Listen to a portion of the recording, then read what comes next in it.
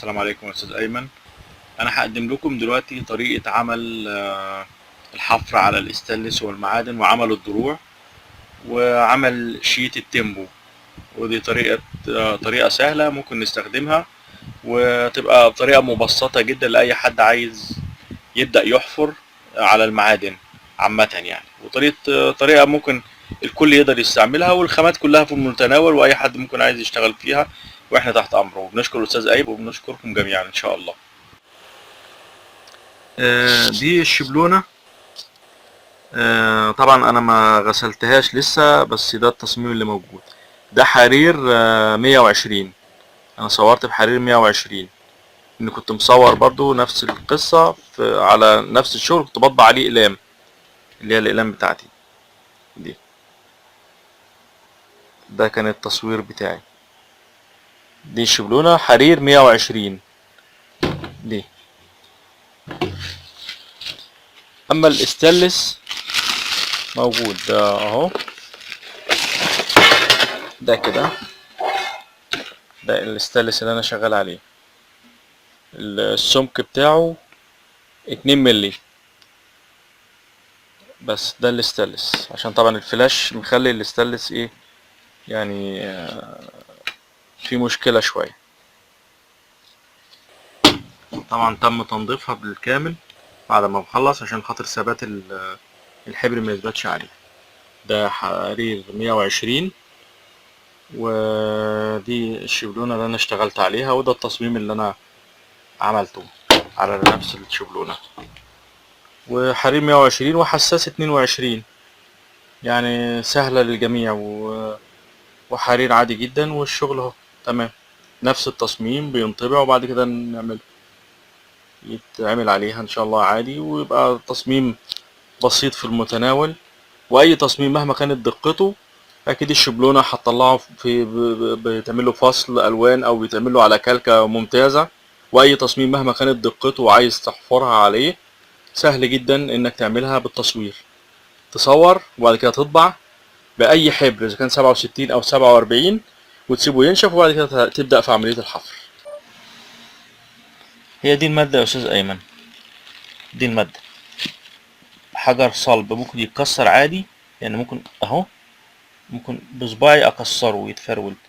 لو اتعرض للهواء بيسيح، مجرد انه يتعرض للهواء بيسيح في الارض، يعني بيتحول مادة سائلة. اول ما يتعرض للهواء بيتعرض لمادة سائلة، وده اللون بتاعه، ودي الصلابة بتاعته. هو سهل انه ينكسر عادي خالص، هو سهل انه ينكسر خالص يعني. بينكسر بسهولة، يعني مثلا واحد يكسره ويدوبه، وبيدوب في ثانية لو اتعرض لمية سخنة. يعني في ثواني يقوم متعرض ويقوم سايب اثر. اللون بتاعه بيبقى نفس اللون المستردة، اللون الاصفر ده اللي على صوابعي ده، لان هو انا لمسته وفي نفس الوقت ايدي اتعرضت للهواء. طبعا حضرتك انا طبعت الشعار بتاعهم على الايه، على الدرع، على الاستانلس حاليا. وده الطبق البلاستيك اللي انا هحط عليه مادة حمض الكبريتيك، اللي هو عليه اكسيد الحديدوز، اللي انا هحط عليه الحاجة بتاعتي. طبعا هنا عشان يبقى غطسان، فانا هحط الاول المادة، وبعد كده احاول اخلطهم ببعض.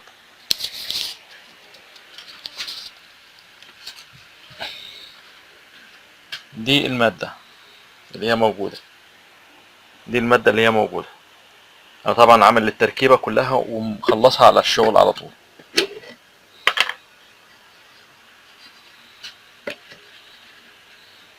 تمام. هو ده لونه اصفر زي المستردة كده.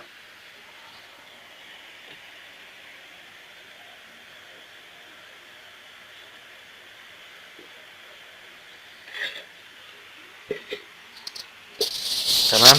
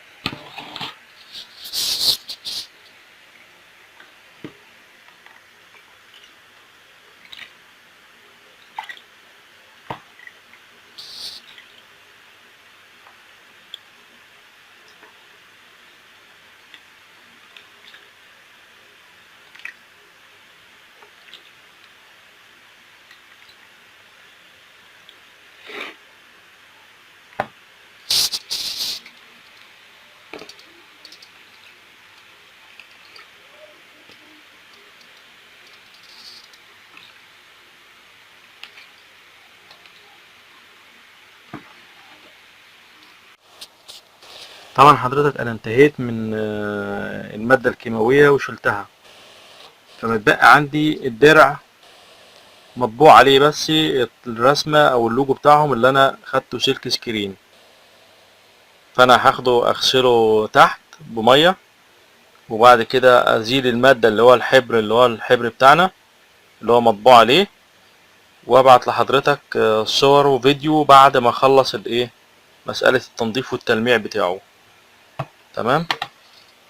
وده طبق بلاستيك، وده اللوجو بتاعهم بعد ما تم عملية الحفر.